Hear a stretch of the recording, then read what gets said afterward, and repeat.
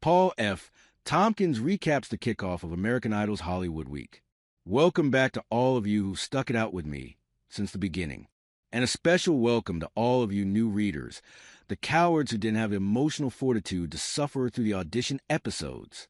Please collect your feathers in the comments section. For each, at last, it's Hollywood Week. 327 contestants will parade across the stage, but only none of them can justify this arbitrary number of people.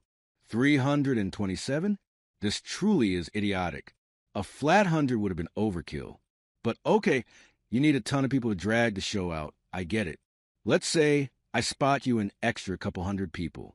Do you really need the final 27?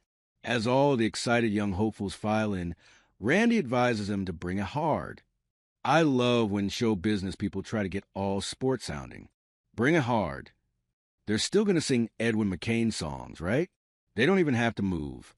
There's so much fake drama in this show, it could give you the fake vapors.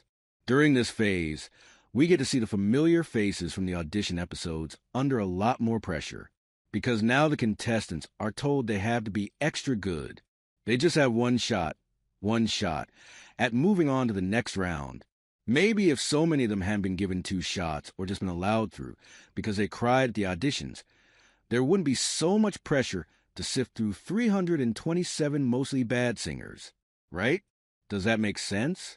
Well, far be it for me to tell you how to run your decade-old multi-million-dollar franchise. The first cotter to be welcomed back is flame-hair Brett Lowenstern, who sings Let It Be with the hardest RS I've heard since Ralph Fiennes played a U.S. Senator in Made in Manhattan. Brett's in and celebrates by forgiving anyone who's ever picked on him in a very unconvincing display of letting it go. Brett, you haven't won anything yet. Save some up. Then we see the lovably Seth Rogen, Ian Casey Abrams breeze through. As he leaves the stage, is that? Yes. We catch a glimpse of his trusty pitch-dowsing rod, the melodica. Seriously, is this going to be a part of his approach for as long as he's in the contest? I imagine it's just because he's singing a cappella now and doesn't have perfect pitch, but it'd be so entertaining if he needs it even in the presence of a live band backing him, because then it just means he's crazy and thinks that the melodica says encouraging stuff to him, like those Frosted Mini Wheats commercials. Up next is someone I have not been looking forward to seeing. Victoria Huggins, the sliding doors version of JonBenet Ramsey.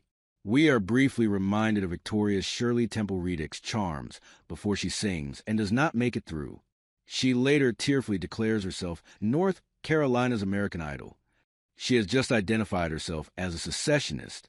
Shame. Now, put your waterworks on standby, because we're about to hear from 2 contestants from the very special division. Paris Tassin, mother of a special needs child, and James Durbin, special needs dad of standard needs child. Both get through. Can you imagine how terrible it would be if they got cut? And how terrible it will be when they definitely do get cut in a couple of weeks' time? Stormi Henley, the former Miss Teen USA contestant, reaffirmed the bad decision to let her get this far by going no further. Later she says to the camera, "You had to have a really spectacular voice, and I couldn't do anything about that." Well, there you go. This whole thing is rigged or something. What you require of Stormi isn't stormily possible, judges. Or maybe you can't hear her on your high horses. What with her thin voice? I hope you treated yourself to the super soft puffs this week, because Chris Medina's back.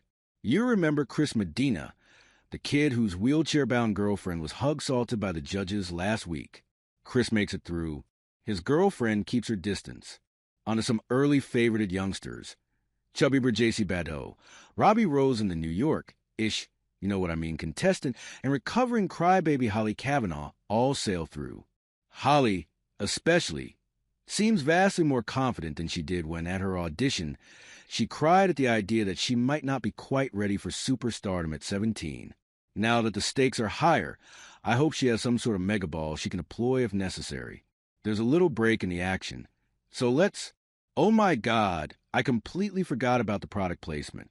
Not the ever-present Coca-Cola cups and such, but the integrated ads from the sponsors, which require these kids to tool around in Ford Focuses and talk about how mind-blowing the cars are, as if these kids have been transported here from colonial times.